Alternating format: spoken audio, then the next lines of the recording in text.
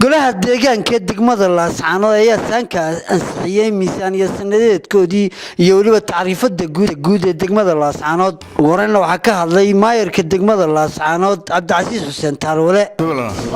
Bismillaahi Rahmaani Rahiim. Maanta tahay taariikhdu 25kii bishii koowaad 2018 aan joogno xarunta dawladda hoose howlka shirarka kalfadha yeesheen xildhibaanada golaha deegaanka ee degmada Laascaanood waxa ku ansixiyeen miisaaniyadii sanadka 2018 waxaana uu codeeyay 15 xildhibaan oo ogolaaday iyo hal xildhibaan oo diiday saasi miisaaniyadii dhaqangal ku noqonaysa saasi miisaaniyadu ku ansaxaysa xildhibaanadana waanu mahad celinaa sida xilkasnimada leh miisaaniyadu ansixiyeen iyo sidii kalfadhiga waqtigii saacadii lagu talagalay oo soo qayb galeen iyana way ku mahadsan yihiin waxaan leenahay mar labaad iyo mar saddexaadba aad iyo aad baad u mahadsantihiin.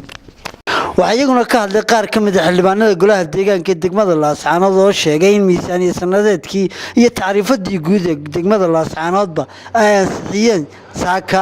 waxa weeye miisaaniyadii dawladda hoose gobolka degmada Laascaanood baanu saaka ku ansixinay tirada gaadhaysa 16 qofna uu ka aamusay sidaas ansax ku tahay billahi tawfiiq.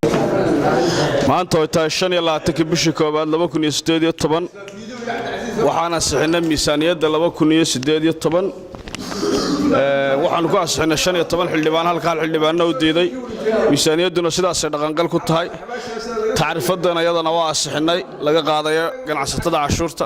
ansixinay miisaaniyad sanadeedkii 2018 ilaa 2019 oo aan ku ansixinay 2018 ilaa 2019 sida laajligeed waxaan ku codsanaynaa aan faraynaa dhammaan dadweynaha degmada Laascaanood inay bixiyaan cashuurta ku waajibtay ee ay ansixiyeen ogolaadeen golihii ay u igmadeen ee deegaanka si aan ugu xisaabtano mas'uuliyiinta hogaaminta dawladda hoose.